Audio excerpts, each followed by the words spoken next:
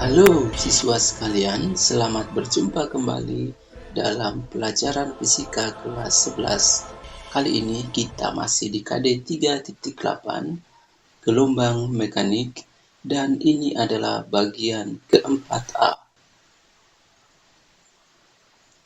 Cakupan materi bagian 4A yang akan kita pelajari sekarang adalah pengertian dan bentuk gelombang berdiri. Siswa sekalian, masih ingatkah dengan definisi gelombang? Bagaimana dengan gelombang berjalan? Bagaimana kalian menjelaskan apa sebenarnya gelombang berjalan itu? Dan sekarang tentu kalian juga bertanya-tanya, lalu apalagi ini yang dimaksud gelombang berdiri?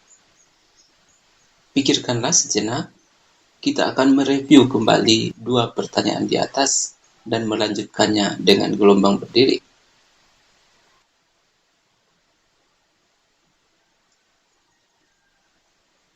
Animasi berikut, animasi pada bagian atas yang menunjukkan gelombang berjalan telah akrab, telah sering kita lihat pada pelajaran sebelumnya.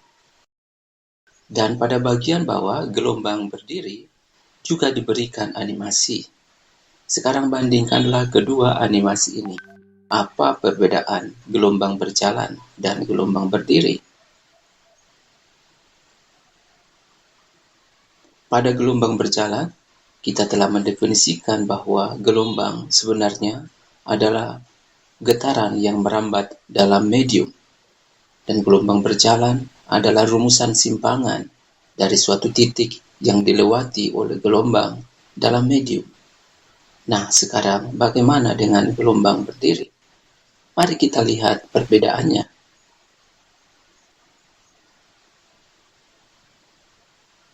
Pada gelombang berjalan, setiap titik dapat mencapai simpangan maksimum. Sedangkan pada gelombang berdiri, hanya titik tertentu yang dapat mencapai simpangan maksimum.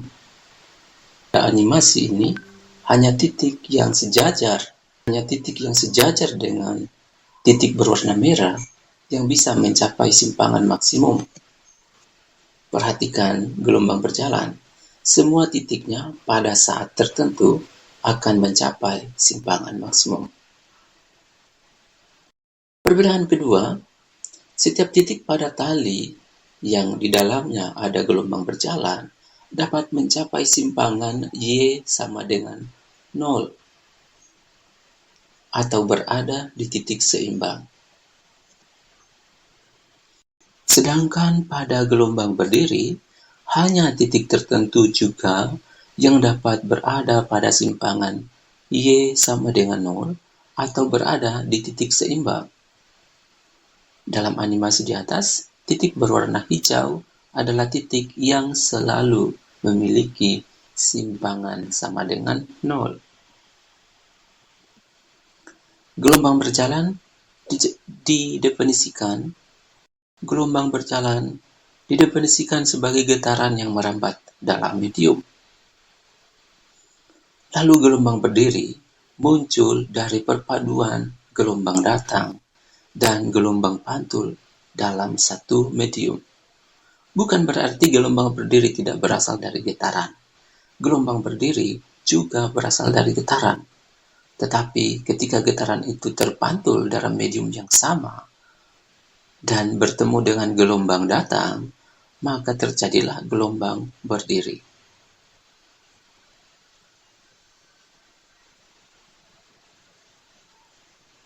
Cara menggambarkan gelombang berdiri seperti yang ditunjukkan dalam gambar. Gelombang berdiri digambarkan sepasang, satu mewakili gelombang datang, dan yang satunya mewakili gelombang pantul. Bisa dikatakan seperti itu.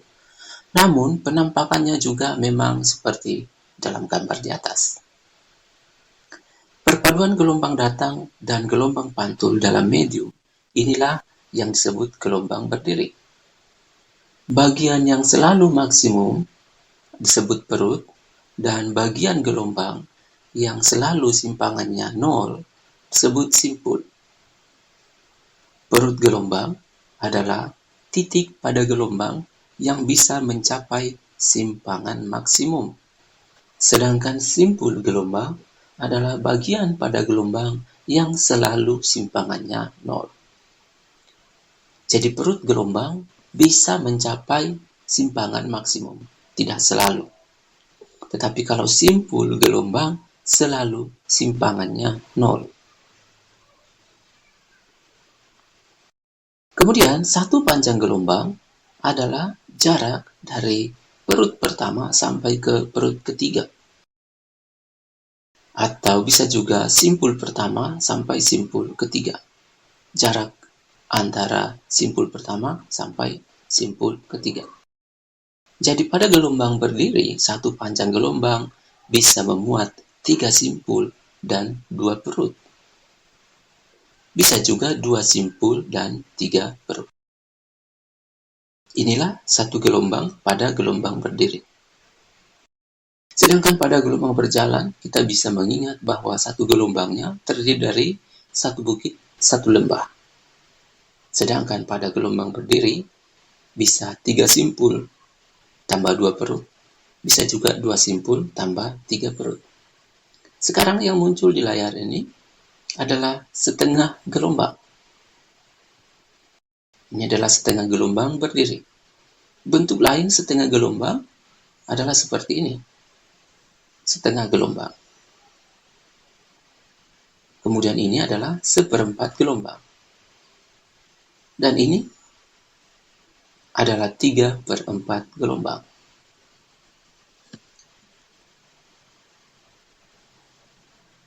Siswa sekalian, mari kita melihat contoh soal. Soal yang pertama. Seutas tali panjangnya 160 cm. Digetarkan pada salah satu ujungnya dengan frekuensi 50 Hz. Ujung tali yang lain diikatkan pada tiang. Setelah terbentuk gelombang stasioner pada tali, gelombang stasioner atau gelombang berdiri. Bentuk gelombangnya seperti dalam gambar. Tentukan panjang gelombang dan kecepatan gelombang pada tali.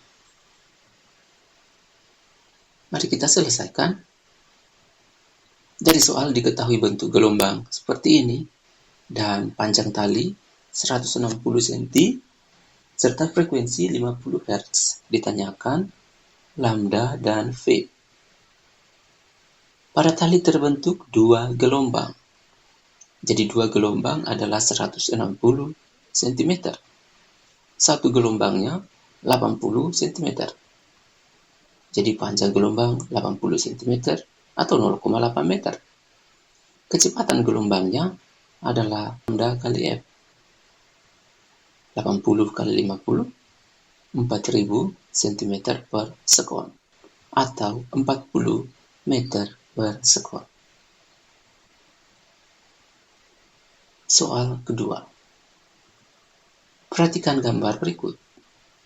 2 buah tali yang berbeda digetarkan dengan frekuensi yang sama, yaitu F. Setelah terjadi gelombang stasioner dalam tali, bentuk gelombangnya adalah seperti yang nampak dalam gambar. Panjang kedua tali sama, yaitu L. Tentukan perbandingan kecepatan gelombang dalam tali.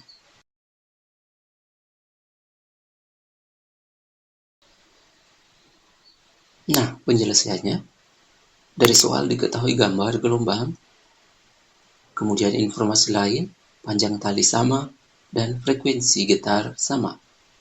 Ditanyakan perbandingan kecepatan gelombang pada tali pertama dan tali kedua. Jadi ditanyakan V1 banding V2 berapa. Kita lihat tali pertama, panjangnya L. Kemudian kita hitung panjang gelombangnya, 0, 1/2 lambda, 2/2 lambda, 3/2 lambda, 4/2 lambda, 5/2 lambda. Jadi 5/2 lambda sama dengan L. Sehingga lambda untuk gelombang pertama atau tali pertama adalah 2/5 L. Sekarang untuk tali kedua, panjangnya juga L. Di sini 1/2 lambda, sini 2/2 lambda, dan ini 3/2 lambda. Jadi 3/2 lambda adalah sama dengan L untuk tali kedua. Jadi lambda 2 atau panjang gelombang tali kedua adalah 2/3 L. Sekarang kita gunakan persamaan kecepatan gelombang V lambda F. V1 sama dengan lambda 1 kali F dibagi V2 sama dengan lambda 2 kali F. Frekuensi karena sama bisa dicoret.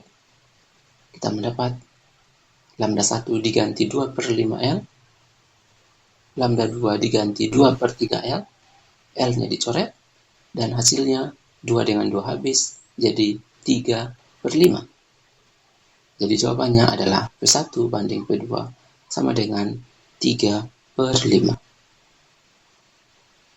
Nah, siswa sekalian, kita sampai pada kesimpulan. Untuk materi pengertian dan bentuk gelombang stasioner atau gelombang berdiri. Pertama, pengertian. Gelombang berdiri merupakan perpaduan gelombang datang dan gelombang pantul dalam medium yang sama. Gelombang berdiri memiliki perut, yaitu bagian yang dapat mencapai simpangan maksimum, dan simpul, yaitu bagian yang simpangannya selalu 0. P adalah perut gelombang, simpangannya dapat mencapai maksimum. S adalah simpul gelombang, simpangannya selalu 0. Dan satu panjang gelombangnya terdiri dari 3 simpul, 2 perut, atau 2 perut tambah 3 simpul. Untuk setengah gelombangnya, atau begini, 1/2 gelombang, ini adalah 1/4 lambda, dan ini adalah 3/4 lambda. Selain itu, perlu juga diingat bahwa persamaan kecepatan V sama dengan lambda kali F adalah persamaan yang sering digunakan untuk menyelesaikan soal gelombang berdiri. Nah, siswa sekalian, demikianlah bagian 4A dari materi gelombang stasioner atau gelombang berdiri. Kita telah membahas pengertian dan bentuk gelombang berdiri. Untuk latihan pada bagian ini, silakan mengunjungi gg.gg latihan 4A gelombang mekanik. Terima kasih atas perhatian para siswa sekalian. Sampai jumpa pada materi selanjutnya. Tetap di rumah, jaga kesehatan, dan semangat belajar.